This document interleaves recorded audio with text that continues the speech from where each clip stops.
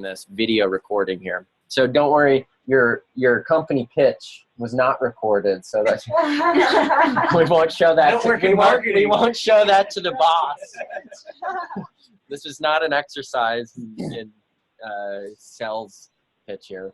And I'm going to wrap it up maybe with some intros on me, and we'll do that with Shalise as well. And so, yeah, Ron, I think it'd be great if you introduce yourself. You've got a long history, I think, here at Choice. Thank you. From what I understand. We've been involved with Choice for decades. Our family's been on several different expeditions. We've been to, hi, Scotty. All right, Scotty's here. How are you? We've been to Bolivia 3 times. We've been to Africa. We've been to Guatemala. And we've just enjoyed our experience very, very much. And we have 5 children. And we started taking our children on expeditions when they were little. And now they're married and have spouses. And now the next generation is carrying on. And this is one of our sons is going with us. Excellent. And I will add that Ron's son, Mitch, is a longtime expedition leader as well. And we connected quite a bit at our most recent expedition leader training. And when we had a transition on, I think I just mentioned this to a few of you, we had a family who had some severe medical problems, couldn't join us. And so I reached out to the expedition leader group and said, hey, we have a critical need to ensure that this expedition moves forward and moves forward with a great group. And Mitch wrote back and went to work. And so he's got a handful of family members joining. So we'll meet Mitch. Mitch might be trying to call in. He is out of state right now, but was going to try and call in to introduce himself and apologizes if he's not able to. But maybe we'll just turn the computer here and get Scotty kind of introduce, yourself. And so one of I'm here, Jordan. Oh, Mitch, you make it? Just got on, yeah. All right, well, welcome. We're just going around the table doing introductions. Great. So I'm the son of Ron, who just spoke, and then I'm the little brother of Mitch, who we hear his voice. Him be my big brother, but that doesn't mean the strongest brother. And again, we've been on several expeditions: Guatemala, Bolivia, Kenya. We love Choice, and we're excited to go again. How long has it been since you guys have been back to Bolivia? We went in 2010 to Bolivia, and then Cool. Bolivia, yeah. Was that last time we listened, right? We keep in touch with Willie when it comes to the United States. He stays with us. So they're dear friends of ours. So I don't know, because you guys have joined pretty recently here in this last kind of week. I don't know if Willie knows the old Craven clan's coming along. So I think he knows Mitch is coming. But I think he'll be pretty excited. Professionally, I'm with the Boyer Company, real estate developer. Scotty is going to school at UVU. Nice. Excellent. That's right. And so you know Joanne. Oh, very well. She worked with us for a long time. So Joanne has worked with me now for a long time. She's wonderful. She's a saint. Joanne's amazing. Well, maybe we'll give the time real quick to those who are on the line. Kevin, you want to introduce yourself?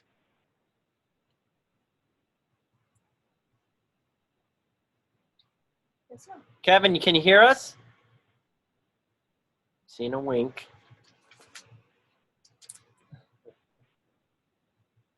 Maybe let's start with Adam.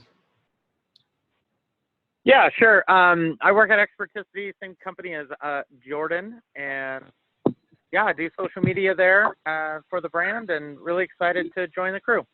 Cool. Social media. What type of social media work do you do? Primarily focus with member engagement for our customers, and then also do some business-to-business messaging and content for our company as well. And been in the outdoor industry for about 10 years, worked for companies like Columbia Sportswear and Cabela's, and I've been in the outdoor industry this whole time doing social media. So it's been a fun ride. Cool. Awesome. Where are you from, Adam? I am from northern New Mexico, in Farmington, New Mexico, and I live in Salt Lake City right now. Excellent. Kevin, are you with us? I still can't hear. So Jordan, Kevin couldn't hear on the Zoom conference anymore, so I've conferenced him in through my phone into the conference call. So Wow, I think he should be able first to hear you. century orientation right here. So Kevin, you can hear now? Yeah. Okay. I like it. Well, nice to meet you, Kevin. You guys want to introduce yourselves? Well, I'll start. I'm Robert McMichael. I'm Kevin's father. We came across Choice Humanitarian at a St. Jude's event in Salt Lake City, and bid on and an opportunity for an expedition. And Kevin is a rising senior in high school. And when he found out that we had purchased the expedition in a charitable event, indicated he would love to go on a trip, and it would be something he'd like to do. And so through a process, we've gotten approval from family members, and he's sounds like he's excited to go. Yeah, and this is Christina. I'm Kevin's stepmom, and I'm very, very excited by this opportunity, and I think it's something that that everybody should experience. So I'm glad that Kevin's really embracing this. All righty, Kevin, and you're a senior in high school? Yeah, I'm a senior. Oh, excellent. Let's see. So you're finishing. You're going to start up as a senior this next year. Is that correct? Yes. Okay. Yes, I just finished junior year. All right. And Max, what year are you in? I'm going Junior. Okay, cool. Well, we got a handful of high schoolers. Love it. And your nephew, how old? 16. 16. Cool. Well, good to meet you, Kevin. You excited? You getting excited? Nervous? I'm a little nervous, yeah, but I'm mostly just excited about it because I've never done anything like this before. Life change. Kevin, have you ever traveled out of the country without your folks? Nope. Okay, well, we will do our best to make sure you come back happy and healthy and alive. As long as he comes back, that's the important bit. So. Yeah. Well, good. We're glad that your parents are making this happen. I mean, this is one of the, I think, funnest ways you could get out probably for the first time that I can think of. So nice to meet you, Kevin. Nice to meet you too, Jordan. Let's see. We'll maybe we'll go around the table now and let the Nielsen's introduce themselves. I'm Leslie Nelson. I've been doing work with Choice since 2010, somewhere around Yep. there. Done a couple expeditions to Guatemala and Nepal, and took my oldest daughter, and then she's been on some of her own. And my son Max asked to go, and what a better thing to have your child ask you for. So you can't say no to that. So we're really excited. Yeah. I'm Max. I'm good at judge, and yeah, I'm really excited. You get a little nervous that you said yes. Yeah. Wait, you weren't supposed to say yes. And where you all from? Salt Lake. What made you want to get out on an expedition? I don't know. My sister went on one, and she really loved it.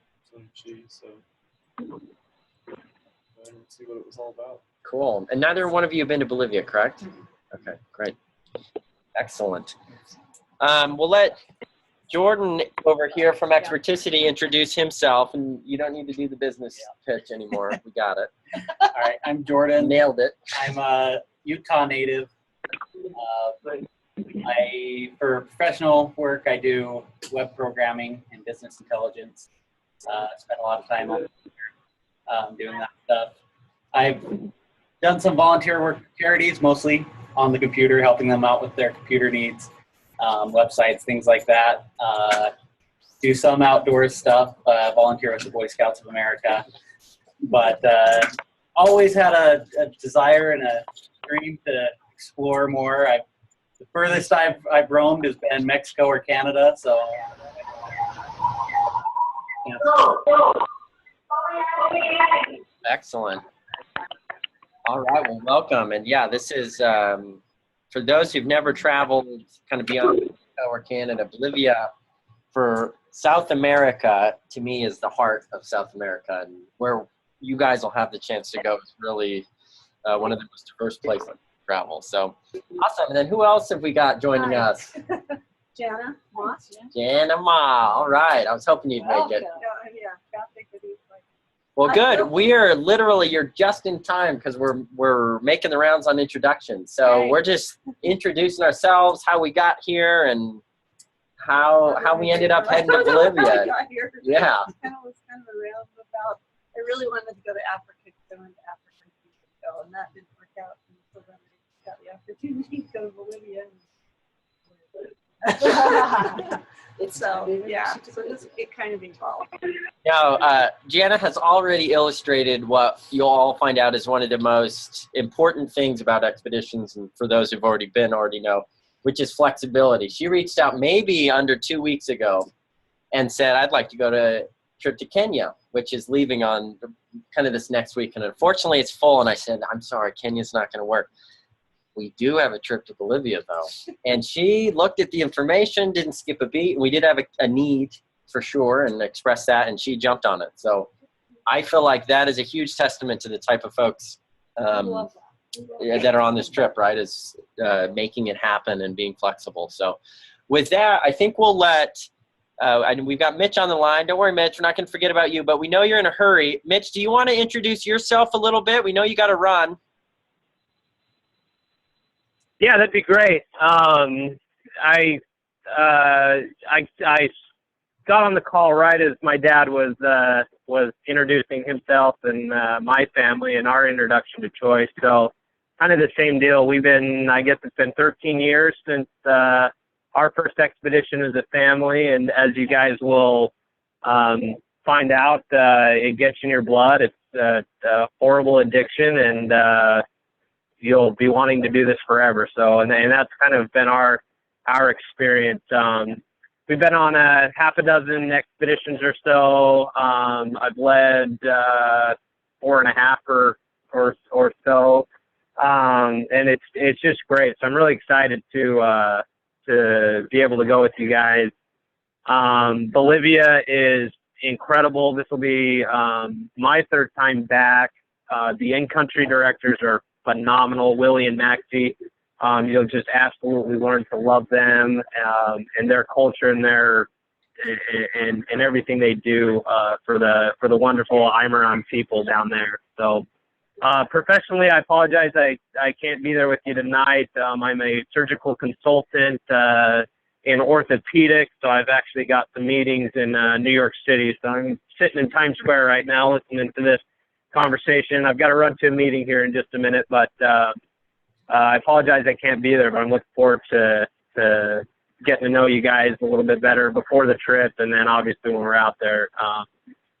Some of our I don't know if anybody mentioned this, but I know with my family, some of our closest friends that we still have now have come through these expeditions. Just the experiences that we'll have will be absolutely life-altering, and it's a great bond that I'm sure we'll develop. So that's something else I'm very much looking forward to here that we'll be able to do in the next few weeks. That said, I just want to emphasize, and maybe Jordan and Shalif have already talked about this. I'm sure you have a lot of questions. A lot of them will be answered tonight. A lot more, I'm sure, will come up. Please don't hesitate to reach out to myself or Shalif with any questions, concerns, whatever, and we'll find the answers for you if we don't have them already. And we just want this to be an awesome experience for everybody. So, Well, excellent, Mitch, and thank you for sharing your Times Square experience with us. yeah, absolutely. For jumping on this and making it happen and looping in your community. As I mentioned, Mitch has been a key reason why this expedition, I think, is going to be successful. And he's, I hear nothing but great things about Mitch via Willie and the in-country team as a leader, and that's always the best source. And so I know you guys are in great hands with Mitch. So thanks, Mitch. We'll let you go if you got to run, and Shalise has got it from here. I got it. Perfect. But all right. Okay, Yeah, well, that's good. Well, thank you. And again, obviously, Jordan, make sure everyone's got our contact information. Please don't hesitate to reach out with any concerns you have. And I'm sure, and we'll talk to you guys over the next couple of weeks, a couple times, I'm sure. Reach out to you, and then we'll plan on meeting up down in South America here in a few weeks. well, excellent. Okay, later, Mitch. All right. Thank you. Bye. I'll do just a quick introduction. Meeting. Yeah, me. Yankees, ball game. You know. Help me understand the orthopedic meetings going on in Times Square, Father, if you could. Pokemon Go. Yeah. I don't see. I'm not connecting the dots here, but we'll let it go. So quick, just introduction, because my heart is in Bolivia. My name, as Jordan, you've interacted with me just a little bit so far, but I initially got involved with Choice over 10 years ago as well, with an expedition to Bolivia, actually 10 years ago this summer. And since then, I've been involved as an expedition leader on and off, and gone off and worked mostly in international development out east in Washington, D.C. Recently came back to Utah and had the opportunity to come back to Choice, which for me is such a fun thing, because in many ways I grew up professionally and personally through the expedition program, and certainly with here at Choice. So I absolutely love the expedition program and Bolivia in particular, because where it all started for me, my heart is definitely down there. And I just had the chance to go to Bolivia back in April. And so I can tell you that the experience and the team, they've just never been more excited to continue their work, and they're doing some very innovative project work that you guys will learn quite a bit about. So background for me, and then, you know, I mentioned how Mitch got involved. We really threw out a need, and at the same time, I was looking for a co-leader to go along with Shalise. Shalise had reached out very early on, has a long background with Choice as well, also leading expeditions and to Bolivia. And she reached out and said, hey, I'd like to put together a trip at a time, and I've got some family who's interested. And so she really kicked off this expedition to happen kind of out of the gate. And so when I connected with Shalise and then had met Mitch through our expedition leader training, saw there was a really good partnership. And so Shalise and Mitch will be working very closely as a leadership team in a variety of ways, and they'll introduce a lot of that during kind of in-country orientation. But maybe I'll let Shalise just introduce herself as well, kind of how she got involved, but really excited to have her taking the group. So. Hi. Yeah, I've been with Choice. My first expedition was with Singular Humanitarians. Familiar with that. It was a big, huge group of about 90 singles going to Guatemala, and I was able to be a project manager over a school as a teacher and a coach of 14 years. Education and kids are my passion, and I thought I want to be involved, and so they invited me to come to the expedition leader training, and that's and as Mitch said, it gets in your blood, and it just becomes such a part of your heart. And these people that seem to have nothing, and they just give you everything that they have, and it's just life-changing, and it's so cool to help others have that experience also. So I'm excited to introduce this kind of a thing to those who have not been. But yeah, I've Guatemala and Bolivia. I went to Bolivia in 2010 and met Willie and Maxima, and the two cute little girls. And I've been the sandwich board for Bolivia at the galas, and I've gotten to know Maria and her cute little family. I've been a big advocate for Bolivia and getting them going. So I'm excited. I am just thoroughly excited. And I thought there was even a chance that this wasn't going to be happening. Like, oh, there's never a chance. Never a chance. I thought, we are going and making it happen. So thank you, everybody who's putting forth the time and the effort and the money and the dedication making this happen. Thank you for everything you guys are doing. So. And so you've got two great leaders who are going to be with you, and those of you who've been on expeditions can have a sense for what that looks like. But I just want to bring up the photos of the team here, not necessarily to introduce them specifically, but just to let you know that upon arrival into the country, you're working with your 2 expedition leaders and the in-country team. And the in-country team is really at the root of what Choice does. And I'll take just a minute to kind of introduce that.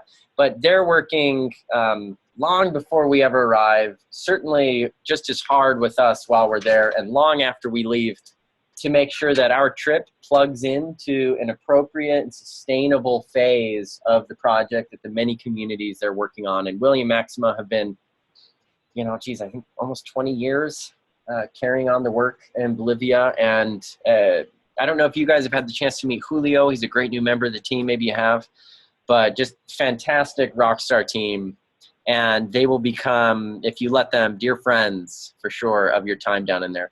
So little overview, particularly for the couple folks from our Experticity and maybe Jana who are just hopping in and don't have the Choice background, but we've been around since the early 80s, actually started in Bolivia, and over the years developed kind of some iterative models on what is community-led development. And what that looks like is, oh,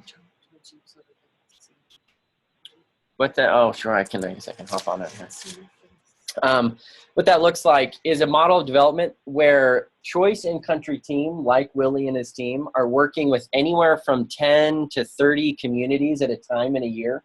And with each of those communities, the first thing that they're doing is teaching and training communities to build its own leadership capacity, self-organize, and identify its priorities. And so that really looks like finding communities that have a commitment to change, and then helping those communities build out its teams and its expertise. And then the in-country teams will work with those communities around projects. So communities will identify those projects, set their own goals and parameters, and then Choice will meet those communities with resources, with expertise, with technical support, with funds, and then leverage those resources with local funds, municipal funds, sweat equity from the community, resources from the community. And in that fashion, there's a lot of buy-in, and it takes time, and then the community is really running the show here. But what that means is it means the community really learns how to carry out projects. And so they'll execute that. And where expeditions fit in is really on this phase of executing and celebrating.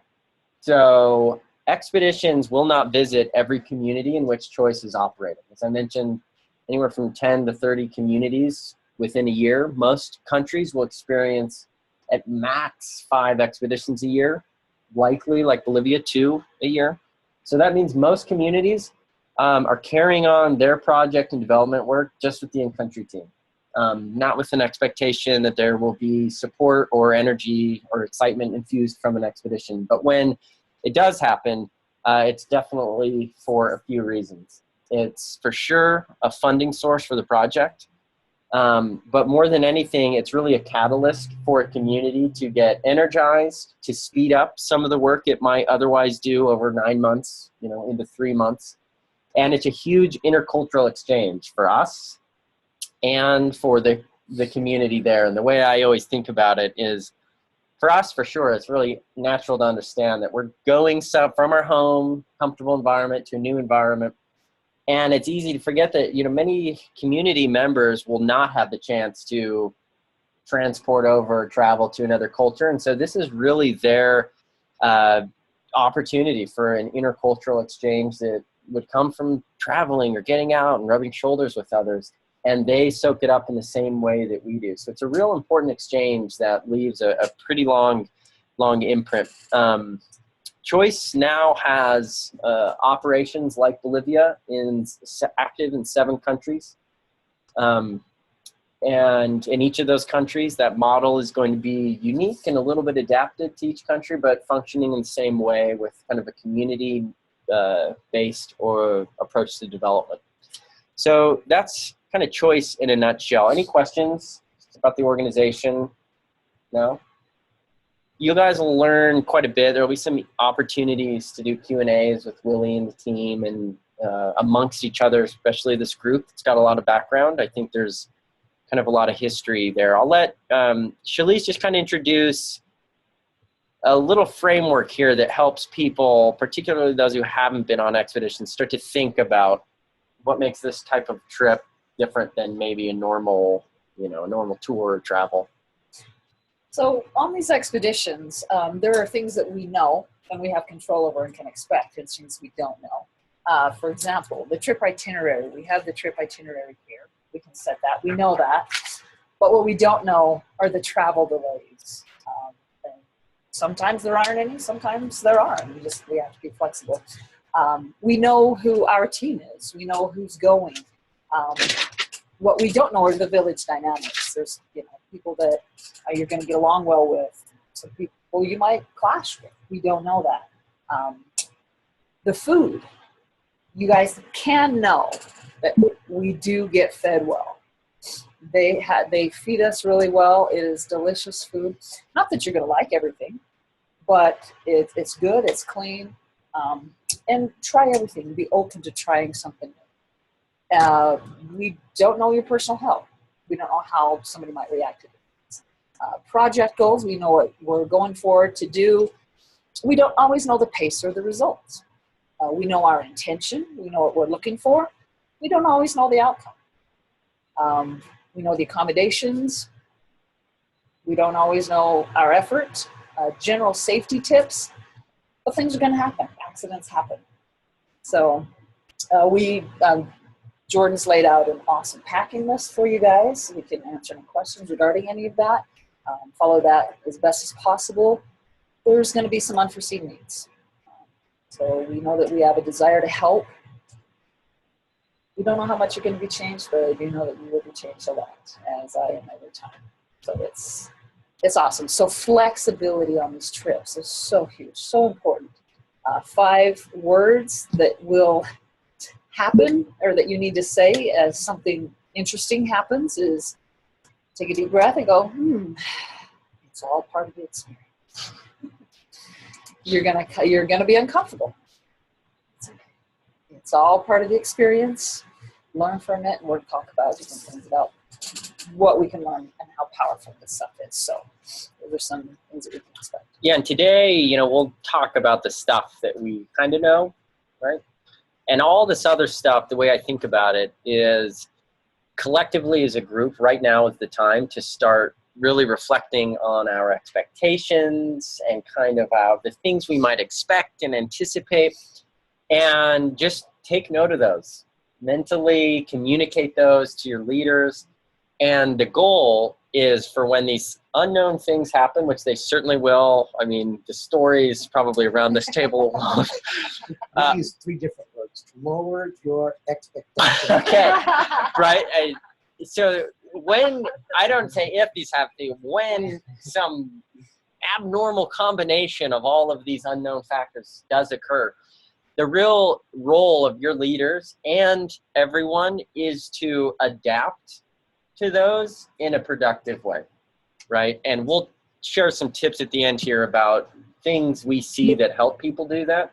But right now is when you want to start being very mindful of the stuff we can control and the stuff we can't.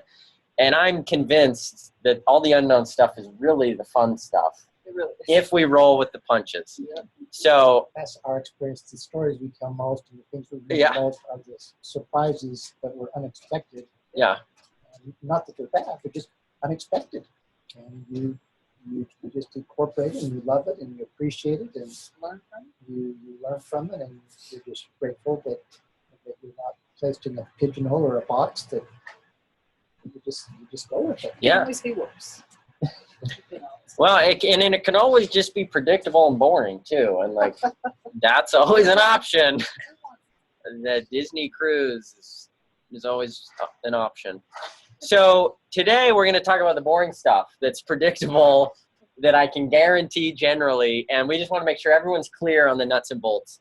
So I'll just walk us through this. First off, this itinerary is really, really fun. I don't want to say it's the funnest expedition we have, but I feel like it is set up to be very, very enjoyable because the proximity of La Paz, Lake Titicaca, the community is all very close. What this is going to look like is folks likely arriving on a very early Saturday morning flight.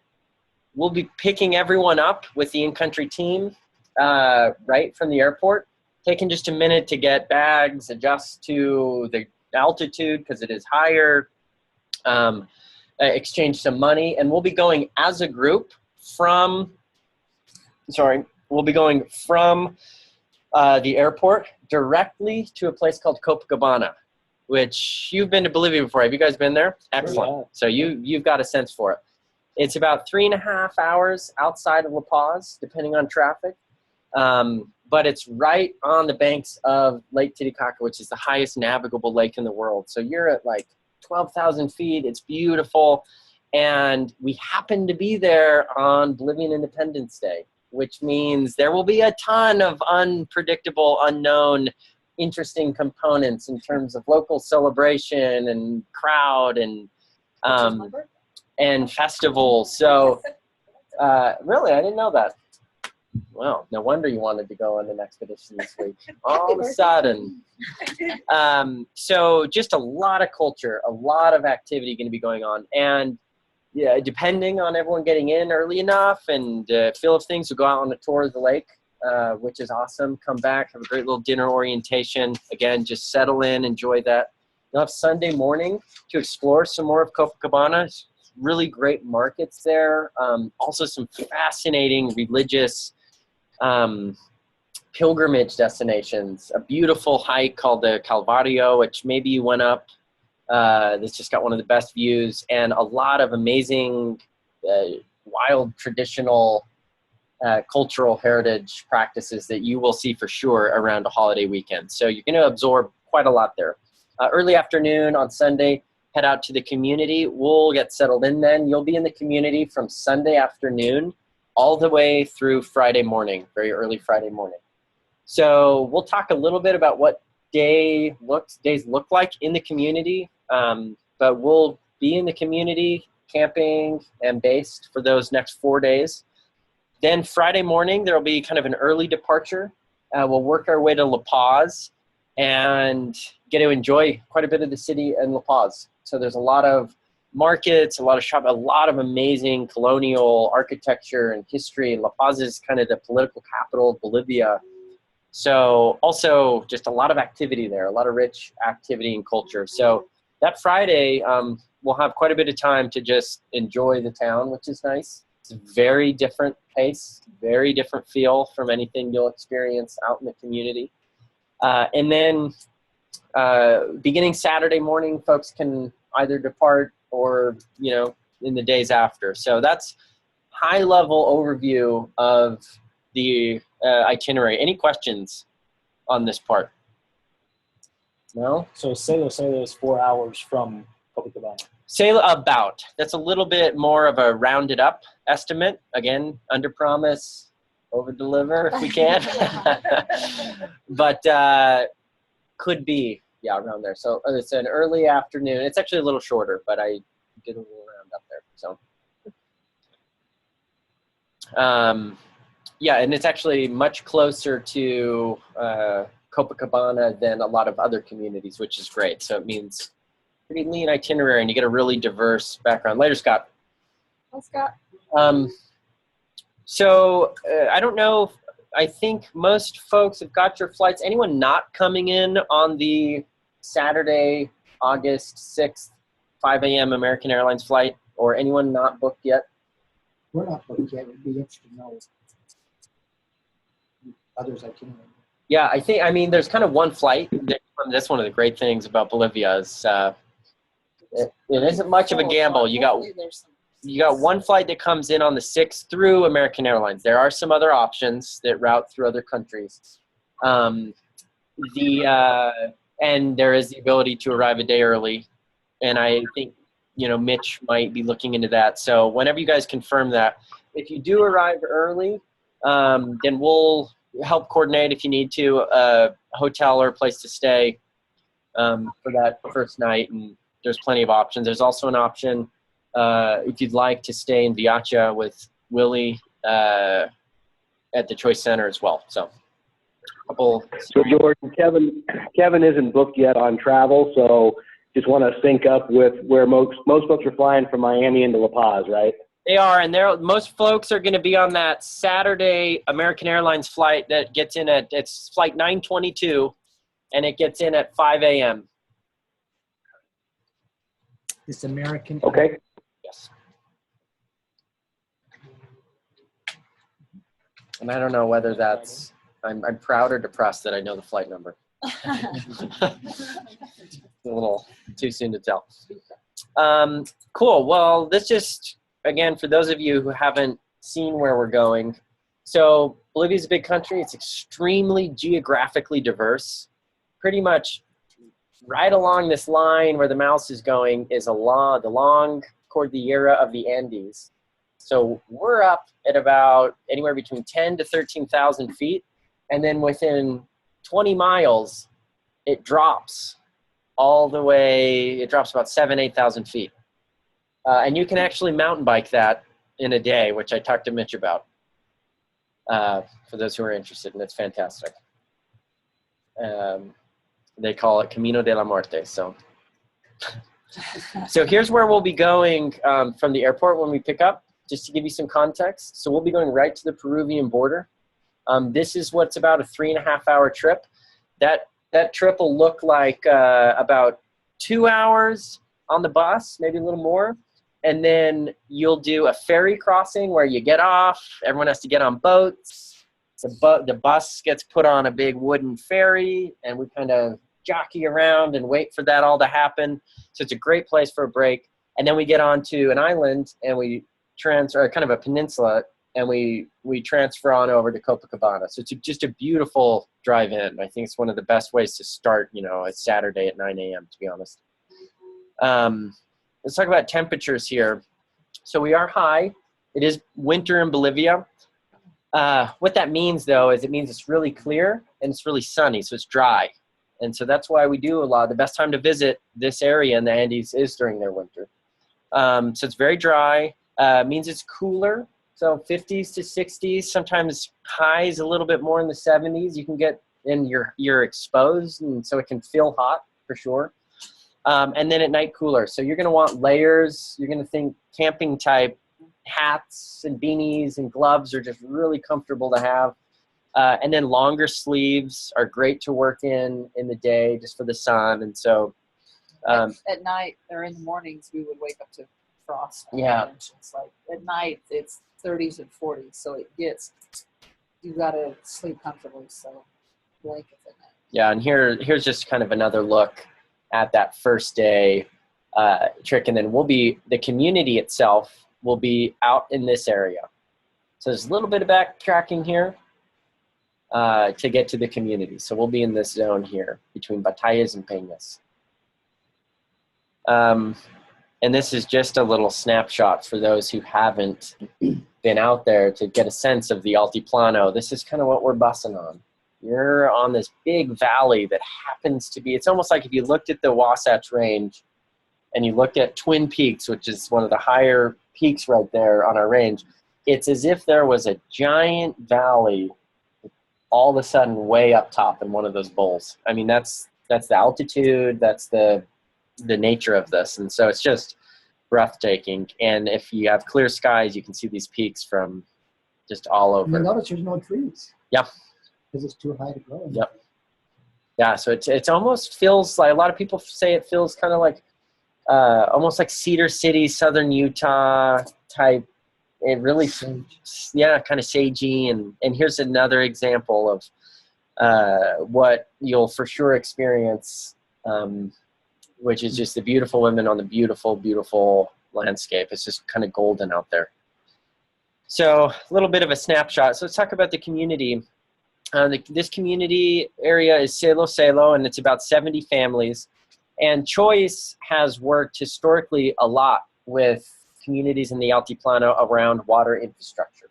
There's a number of types of projects that happen, some around ecologically heated or solar heated classrooms, which is a really, really innovative technology. You might get to see and learn some of that. This project won't specifically do that, but most work around improving the water infrastructure.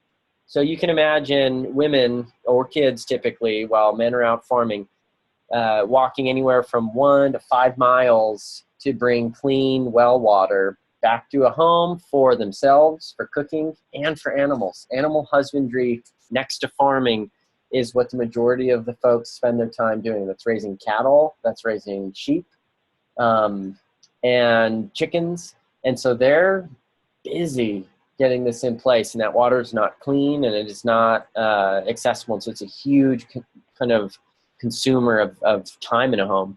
And so making potable water accessible with the infrastructure in place for a community to benefit is always a key priority. And Salo is working on finishing and improving kind of a smaller water infrastructure project. So here's just a little snapshot of what that work looks like. Have you guys worked on a water project over the years? We've done most of the time. Yeah, okay, so help people understand what working on a water project has looked like in your previous trips. The first memory we have is these Bolivian ladies, they stand about to my belly button.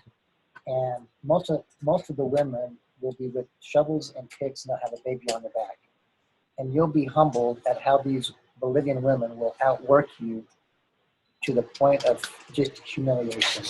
Let me share my story with that. We were sitting there digging, and with the baby on the back, right? She's digging. The baby starts to cry.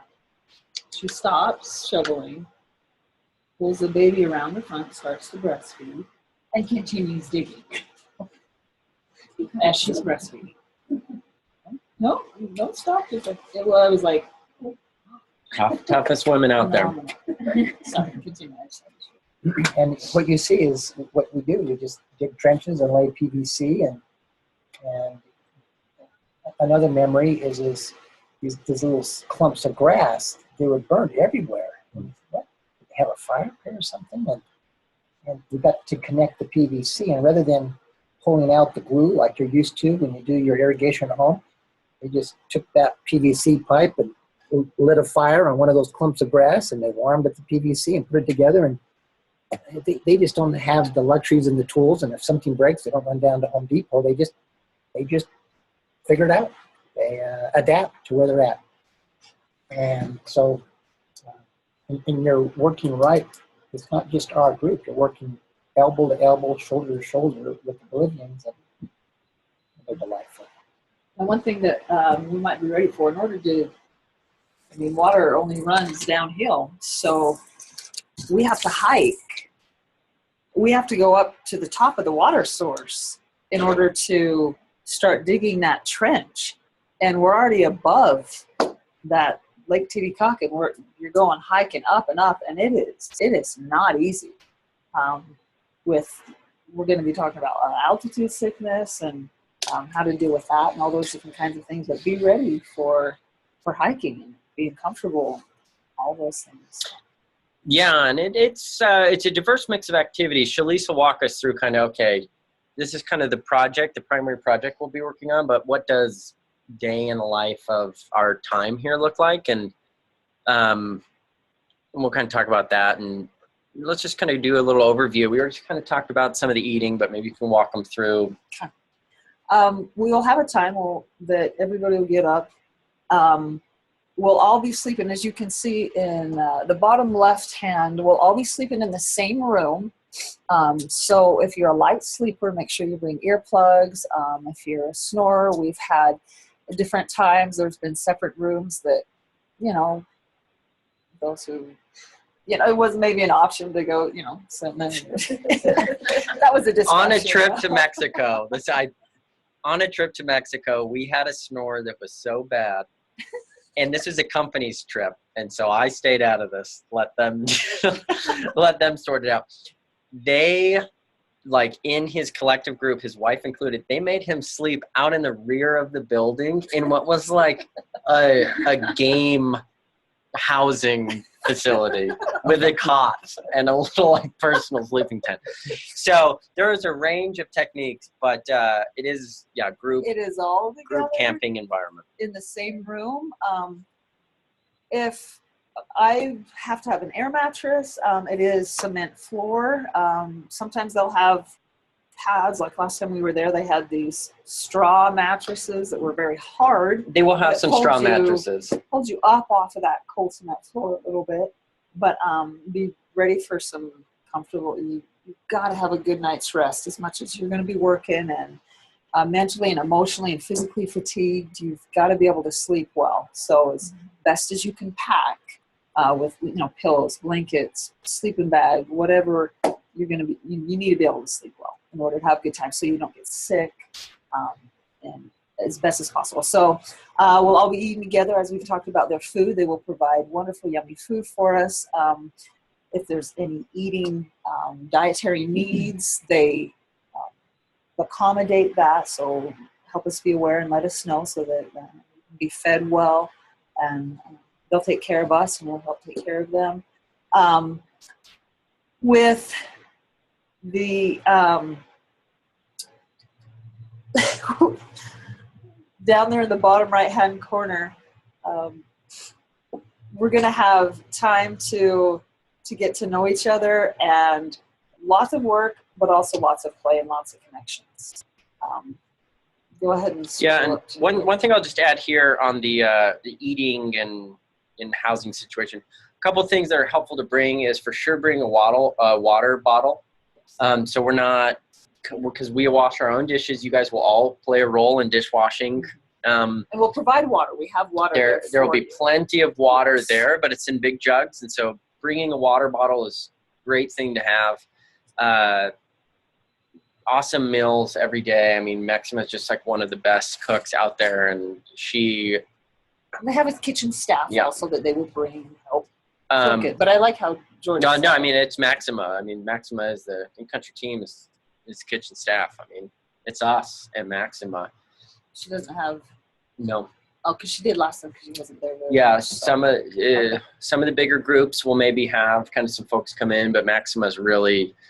I mean, and she's just such a phenomenal cook. So you guys are in for a treat.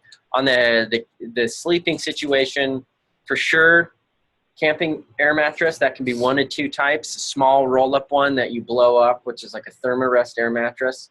The other type could be like a smaller, compact, battery-operated, you know, kind of twin air mattress.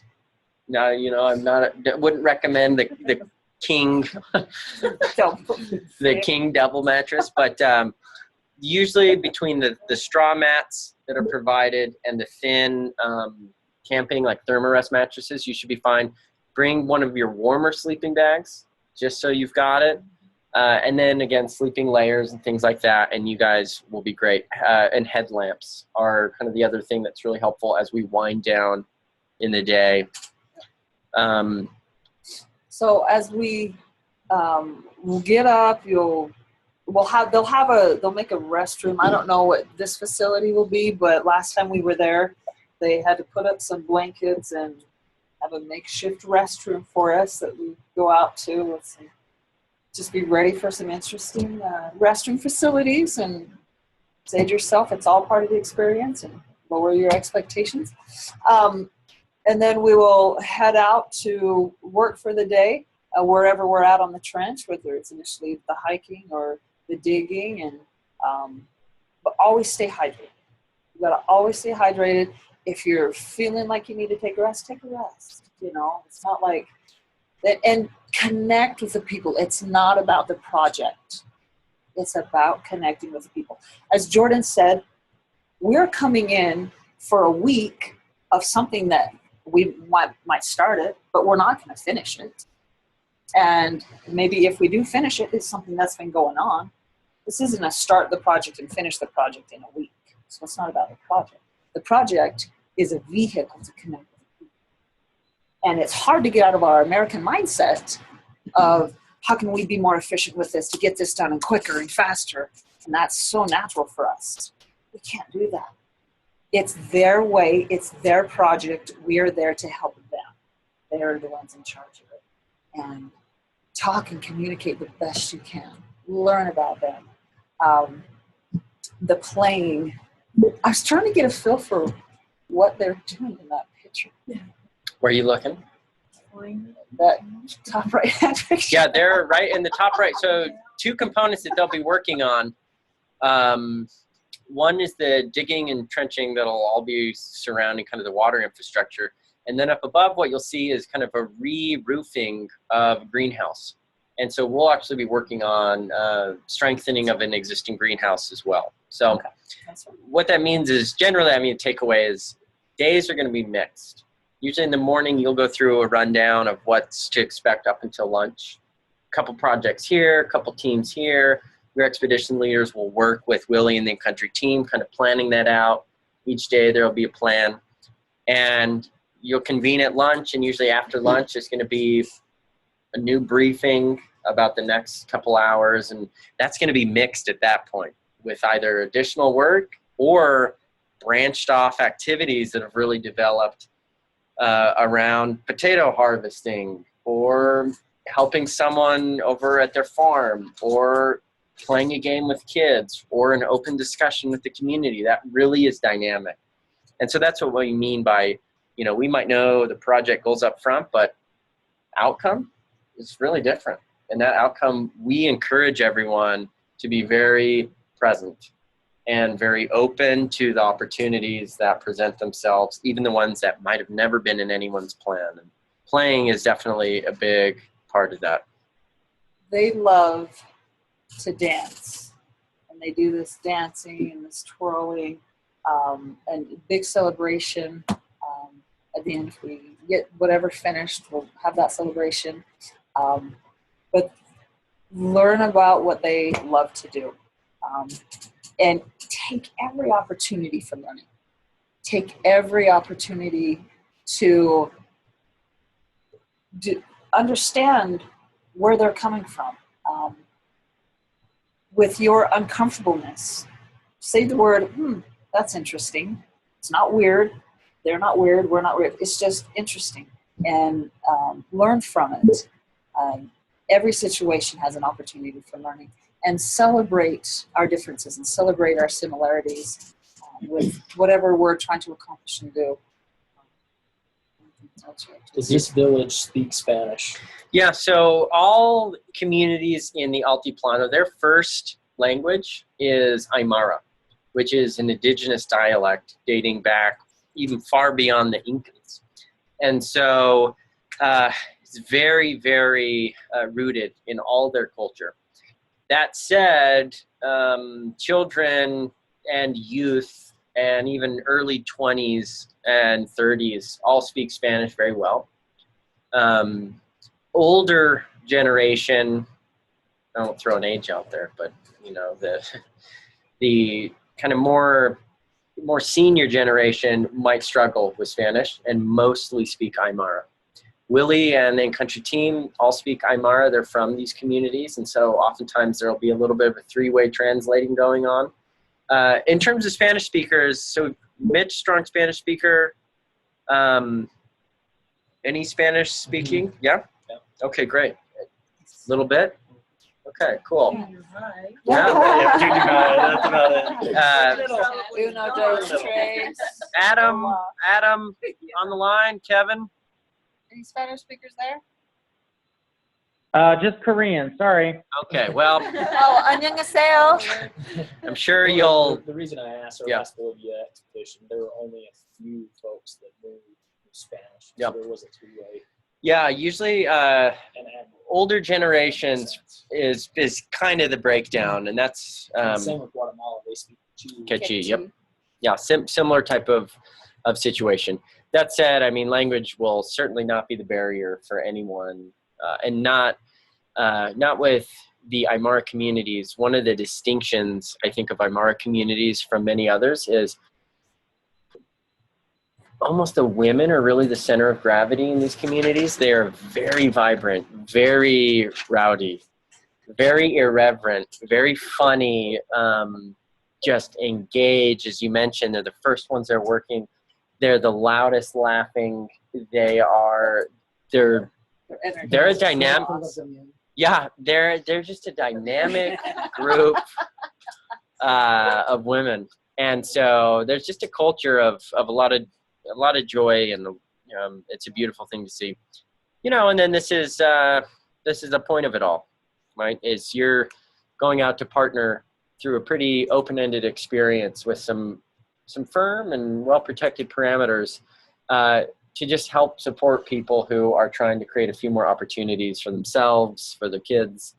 And we were really determined to make this expedition happen, partially due to sometimes travel costs, visa requirements, political concerns, etc. Where's Bolivia, right? It's not something it's not a country that's always top of mind. Bolivia, before April, its last expedition was in 2014. And so expeditions are a real integral part of the model for the in-country teams as well. It's a real exciting opportunity for them to feel connected to the broader choice community and to feel that support and that infusion of energy, because it's very viral in the communities. And so 2015 went by without a trip to Bolivia, and I said, we're going to make for sure 2 trips happen in 2016. So we made one happen early April, and then when we had a couple hiccups here, I felt so strongly I didn't have the heart. This is Willie right here, right there. I didn't have the heart to tell Willie that we weren't going to be able to make another one happen. And so everyone here is really matching the level of effort and work that Willie and his team have done and do long, before we arrive. And so I think it's a special achievement for Choice to, and there's Lee right there. Special achievement for Choice to make 2 trips happen for the group. So here's just a couple things I want to end with. I know we're a little bit over time here. I mentioned that when the unknown things happen, right, everyone gets pushed. And you're going to feel, whether personally or collectively, you will feel moments of discomfort. And that will be psychologically, socially, you're with a lot of people, new people physically. Expectations are all over the place, right? And there's 3 things generally over 30 years that Choice has seen that help people navigate that discomfort in these experiences. And I would go as far as to say in most uncomfortable life experiences. But expeditions are great because they're a microcosm for our lives generally. So the first one is flexibility. We just encourage folks to roll with the punches, notice when you're feeling uncomfortable, and be very open to whatever, the next move might be. The second one is to have fun with that. I mean, these can be the funniest 7 days you spend, or the most miserable. And I tend to find them, I never laugh harder than I do with complete strangers than you do 30 minutes into an expedition. And this third one's, I think, not as tangible in terms of how to do it, but it's really important. And it's mindfulness. It's a type of awareness. And I mean this in kind of 3 ways. First, being really mindful and aware just about how you're doing. I mentioned your expectations and cueing into, is someone bugging me? Is this bugging me? Do I wish we were moving faster or slower? Just get aware of that. Take note of it, because if you don't, it'll start festering, frustrations, etc. And we want to make sure that you handle those and that you have the support that you need to work through that. So that might mean communicating things that are on your mind to yourself, to your others, to people who are with you, to your expedition leaders, but just sharing an observation, whether critical or not, that is on your mind, just getting it out there. Maybe we can do something about it. Maybe we can't, right? The second one is there are only 2 expedition leaders and there's a handful of folks. So it's being really mindful of everyone else already. We're in a Facebook group now. You're preparing. Everyone start to be a resource to everyone else already. What do other people need? Hey, I found this. This is what I'm doing. Like, share it with the group. Here's this flight. Like, just be queuing into the questions you've had. If you found answers, be a resource to others and kind of go into the mindset of like, yeah, you're all participants, but you're also kind of co-creators of this experience. And so that means being aware of how everyone else is doing. If they need more water, if your son or your whatever, your coworker is not feeling well, you check in with people, things like that. And then the third one is being mindful of the fact that we are invited guests into a community that has placed a lot of trust in Choice Humanitarian, and that we represent the organization of Choice Humanitarian. And we also represent the United States in this instance. And Bolivia in particular is a country that has politically been dealt all sorts of reasons to be frustrated with the United States, and then through its media heard all sorts of propaganda that give people wild ideas about who Americans are and what we want to do, right? And this is a great chance to introduce the best of our culture and who we are. And it's always an awesome opportunity to see people go, oh my gosh, Americans aren't crazy. They're actually very fun. Well, they are crazy, but a fun crazy. This is great. So those are 3 things I put out now. I hope you all just kind of reflect on that, because there's no real clear instruction here other than to just be aware of how you're processing it and know there's a couple things you can do. Quick rules: no individual gift giving. We are not a handout organization. Communities have worked really hard and they put in a lot of effort, and we want to make sure that they own the project and that they view us showing up as a support and as partners, and that there's no expectation that we are here to give anything, right? That is not the relationship that they expect, and it's certainly not an expectation we want to set. And then second, Choice is a non-denominational international development organization. So what that means is, as a group, we want to make sure, elephant in the room, we're based in Salt Lake City, Utah, right? And so that means we have a very rich community of faith, people of faith and not of faith, right, who are going on trips. And we want to make sure that participants, first and foremost, feel very comfortable to be a part of the group. So that means not even religious conversations, but hey, we're also in one of the weirdest political seasons.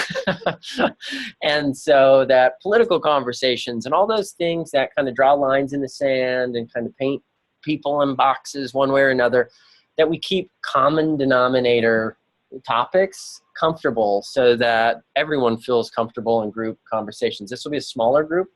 So I think that means it's even more important to be very mindful of making people feel comfortable. And we also definitely make sure we don't cross the line of proselytizing between the group and the community, right?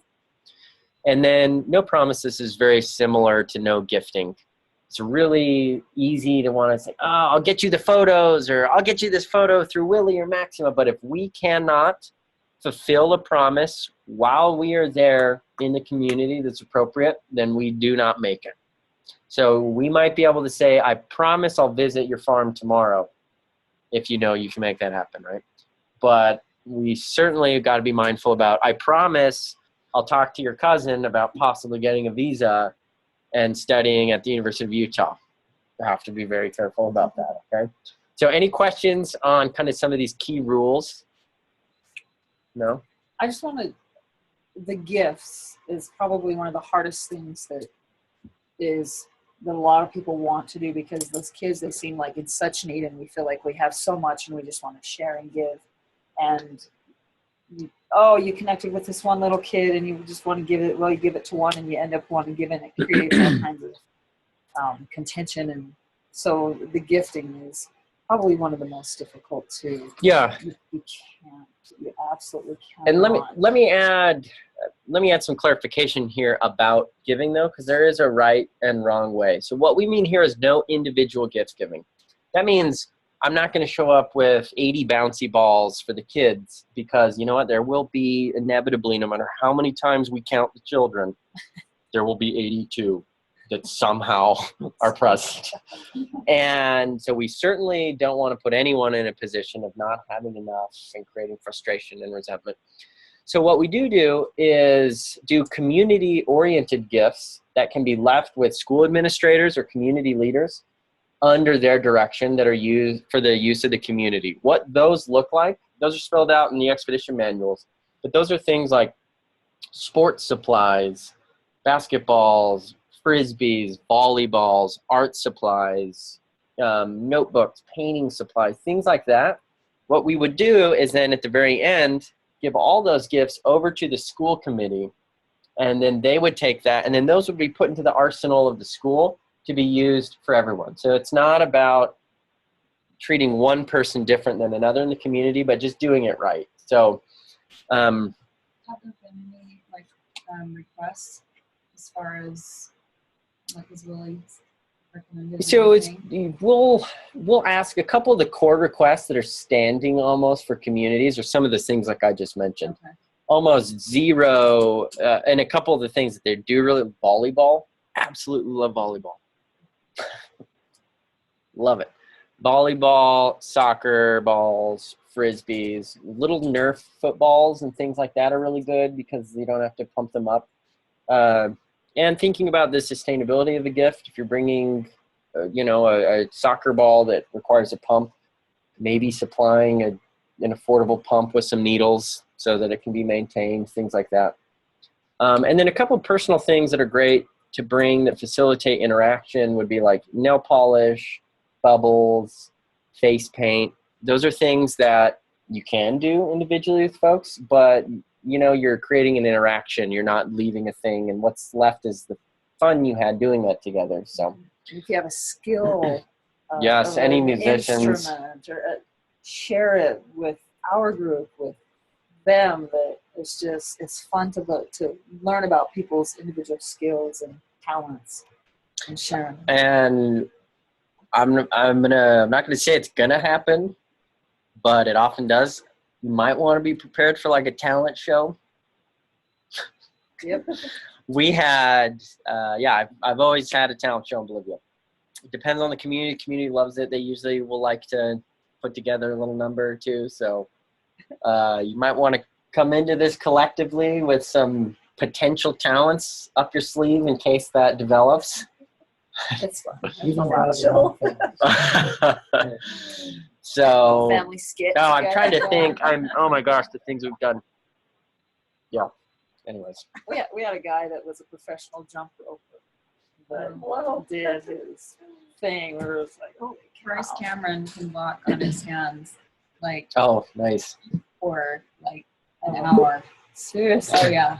Holy cow. Like he'll just like do stuff around people. When we were in Guatemala, it was just unbelievable. That's so cool. People Yeah. bring their ukuleles. Of course, you don't want to bring your whole guitar because it's supposed to happen to it. Well, That's expensive. The communities love it. Like whatever you do. Mitch and I in Guatemala, we played leapfrog. We Yeah. went up on stage and played leapfrog. And, I can do that. and that- Yeah, it's- and they loved it. So They loved it. For the rest of the time, they were coming up behind us and jumping over us because they thought it was funny. It really is. Yeah, it's low-hanging fruit talents here. Don't feel any pressure. Yeah, With Singular Humanitarian, it's always our thing to build a pyramid to see how big of a pyramid we can get, how tall we can get. So we always build a pyramid everywhere we go.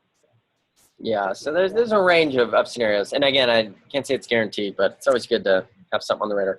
So here, we just throw this up, not to go through one by one, just open it up for questions so folks can have time to bounce packing scenarios or anything like that, if you've got them. Any questions?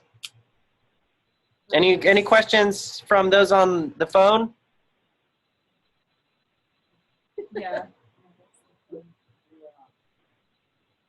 A couple things. Well, a couple things that I would add. I don't see it on there. Yeah, we got a few pages. Oh, okay. But I'm I eager to just hear. know my biggest thing that I've used the most are a pack of wet wipes. Yeah. And just to clean yourself. I mean, the last time we were in Bolivia, we did 2 hours of sitting in the back of a pickup truck on dirt roads, and afterwards we were just cleaning ourselves with dirt off our faces, and there's not showers, and the wet wipes were just the absolute must. The other thing that we've learned at Sam's Club right now, they have these lantern-looking LED things that have 3 legs on them. Mm-hmm. Especially when you go into the latrine, sometimes your headlamp, you want it where you're really not looking. And, it's kind of like a tripod, but they're flexible, and if you need to That's hang pretty cool, yeah. I think they're $19.99 at Sam's Club right now, or $24.99. And they're small and compact, but anytime you have a tripod that just kind of sits on the ground for you, it really lights up the room. Headlamps, obviously, but Yeah, we those are good. always take these tripod lamps Yeah, I like that. that are great. Stick a lot in Ziploc bags. Yeah. huge. Stick everything in Ziploc bags, keep it clean and safe. So we really utilize it. Packed in plastic bags. Yep. Because it always rains and your equipment is on top of a truck or on top of a bus, and with the weather the way it is, things don't dry out very fast. Yeah, very true. You're not going to need to carry your backpacks or your duffels or your luggage very far, honestly, between car and hotel or car and school room. And so you don't need to worry about making sure it's all backpacks or anything like that. You can do wheeled luggage. It just gets a little more wear and tear, So a couple of the types of luggage that I feel like are easy to get in and out of are just like big duffels. And if you've got like lots of those like travel pouches for, shirts and pants and things, because you're getting in and out. And, so you're saying instead of a suitcase? Yeah, well, you can bring a suitcase. I just find because you are going to be hauling it over dirt and back, and you're moving it quite a bit, just a little bit more wear and tear on wheels and things like that. So it's totally fine, but it's just a little bit more wear and tear. But if you don't need to feel like you need. Great.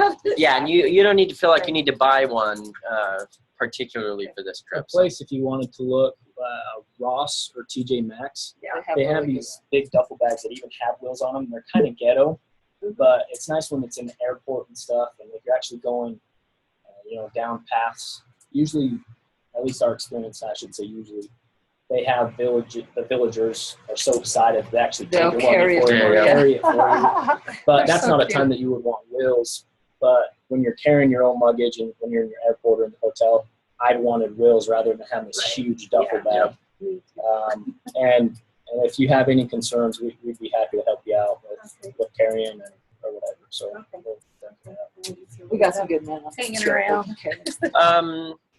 Sun is strong, can be if it's out. You're up high, so sunscreen's really good. Sun hats are really good. Sunglasses, really helpful. Being prepared for rain, for sure, with the light rain jacket. I mean, it's all kind of up here. Sometimes folks ask a lot about shoes, and I feel like for me, the kind of recommended shoe combination is the following.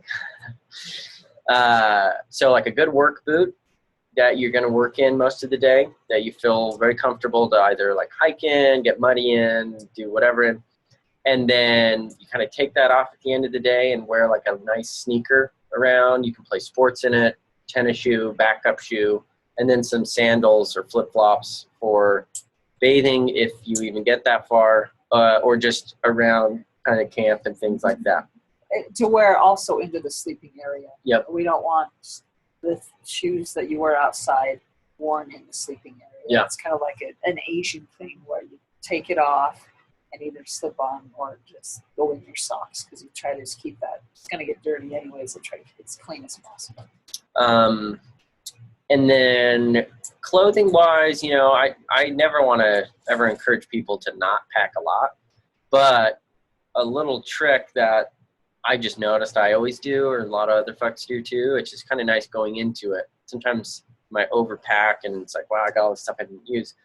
What most people will end up doing is it's like, you know what, each day you're kind of wearing the same pants and shirt to work in, and then you've got like an after work outfit that is clean and fresh.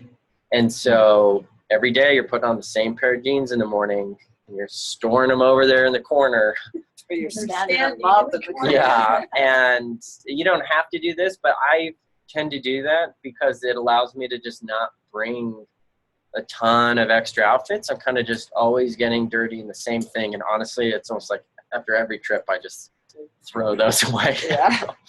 But, so that's an approach, especially as you're looking at, 10 days or something like that.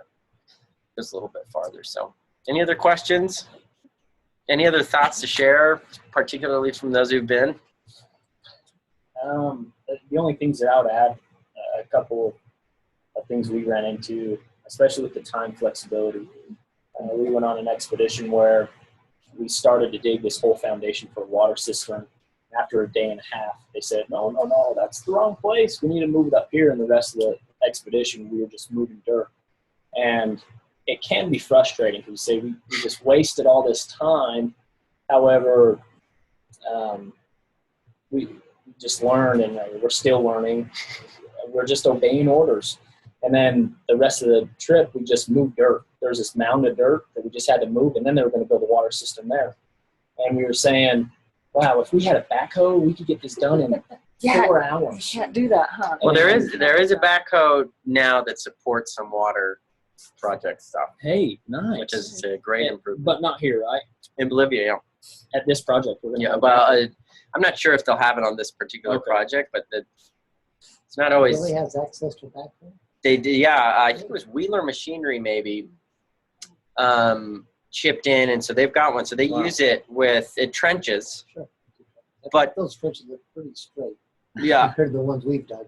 So it'll do some trenching, but trenching, I mean, you still gotta dig it out, and to my dismay, the trencher doesn't alleviate all the work. Yeah.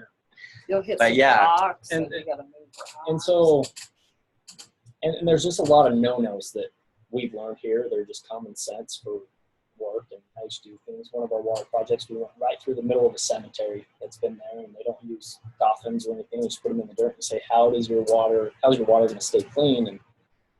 And we just say, okay, you're our boss, and just kind of humble ourselves that way, and use the tools that they use. And there's been a few people, we've been with great groups but a few people that have kind of had psychological issues, like, what? This makes no sense. I'm paying for this, and I've donated money to Choice, and this is silly. And you just say, that's okay. And we're going to follow what they're going to follow. If you are too tired to work, being with the kids, like you were saying, Shalise, and there was one individual we went on our last expedition. She just had back surgery, and she couldn't lift more than 10 pounds, and she still went, and she spent most of her time playing with the kids and in the schoolhouse. And if you get too tired, that's okay. And they do laugh at you, and you can get offended, especially with these women. They think that white Americans are lazy and just drive around in their cars and watch TV all day. And they'll almost try and prove to you that they work harder than you. But it's important not to get offended if you're not understanding what they're saying, and you can tell that they're kind of making fun of you with their friends, and laugh with them. Laugh with them. And I don't know it all, and I know you two have been there and probably know it better than us. But that's just how we've really enjoyed our experience. Just and this guy, he doesn't speak a lick of Spanish, and he'll run to all the kids and go, "Oh la la la, oh la la la," and they just love it. They think it's funny, and it's just his niche, and there's a lot of things like that. I don't know about preparations, if this will help. If you don't mind if I mention something, I've sold sporting goods for several years, and just with athleticism, I know that being able to breathe is important. Because you are up so high, sometimes you do 2 shovelfuls and you just feel like you're huffing and puffing. You can get altitude sickness. There's one product that I've really loved. If you want to, just in the next couple weeks, it's an altitude mask that you can actually purchase. Some of them are cheaper, $14.99. Others go up to $50. But if you just wear it, it kind of gives you the feeling of altitude. It kind of trains your lungs for altitude. And if you just wore that for a couple days of the week, or kind of go running, and you're going to huff and puff, and it kind of expands your lungs. So when you do arrive to Bolivia, you just have a little bit more energy. And I've used it, and it helps. And yeah, that's a great, and you raise a point we haven't really addressed, which is altitude and kind of some shots. There's a few more things after here. Altitude sickness, I strongly recommend everyone visit a travel clinic if you haven't before. Setting an appointment, it can be, take a little bit to get in, but they will walk you through recommended shots, etc. And there are no shouldn't say there are no concerns, but the primary, I'm gonna zip down here. So you'll see this little note here. It says yellow fever is required but not necessary. What that means is technically it is required for proof of the yellow fever vaccine for the visa. It's really frustrating because more than half the time they don't even ask for it or look, and sometimes they do, and then that creates kind of an administrative or a cost predicament that isn't always predictable in terms of getting in. So we say that it is required to get the yellow fever vaccine. It's not necessary, meaning that there's not a medical risk of yellow fever anywhere we're going. So there's no medical concern, but there is an administrative requirement that you have proof of that. You would get Zika. Have you been any concerns? Zika is a concern for sure in South America, not where we're at. We're at a far high enough altitude that mosquitoes in general, but mosquitoes that are carrying Zika are not present. So between like 11 and 12,000 feet. So Stop walking around Mount Spinoza all day. yeah. I just did Machu Picchu about a month ago. So Okay, so that's yeah, about yeah. 8,000 or 11. Yeah, it's 11. That's 11. So what that means is travel clinic, you'd get that shot there. They can also prescribe you Diamox, which is a prescription medication for altitude sickness. And you can take it in a few ways. You can take it preventatively before you're there for about 3 days and wane off, or just take it when and if altitude sickness settles in. I really, people can go either way. I've never taken it, and I've never had a problem. We also have oxygen with the in-country team. And honestly, coca tea, which is a tea that's very pervasive there, is the most of, and even medical books will recommend that tea composition as like, you don't have Diamox, that's what you would sip on. So very effective. So I've never had participants struggle beyond an initial wave of kind of feeling some symptoms of altitude sickness. Otherwise, general travel vaccinations like your Hep A's and B's and tetanus and typhoid and diphtheria, things like that, are ones that are recommended, although not required. So this is the stuff that you will want to have in hand. And what's really funny is usually the only thing they're going to ask for is the cash and the completed visa application. Sometimes the other ones. That said, be prepared with all of them. Any questions on this? Any logistic stuff? All right, it's fast process, in and out. You do it right at the airport, so. Cool. I'm excited. This is going to be a fun group. Yeah. How many are going? I think about 13 or so. Yeah, there's a handful who aren't here, maybe more. They are requiring the form that we talked about. The travel agent that I just spoke with today, she said that I have to have my husband sign. Really? And notarized. For to be able to take him out of the country. You. Any youth? No, just under 18. One parent traveling with one child. Yep. Out of the country. Is that a U.S. thing? Probably. Pretty careful. Probably. So you All right. want to get an Amber Alert. Yeah. Yeah. Yeah. It's good to know. So, But I'm just taking my nephew. Is that? yeah, you'll have to, because He's you're not, underage. yeah, if he's under 18, and you'll have to have both parents sign saying that they're allowing you to take him. What is it? So Trav, I have one. I Yeah. sent you one. Uh-huh. I can send you one. You can also find templates just online. Online, They're pretty yeah. basic.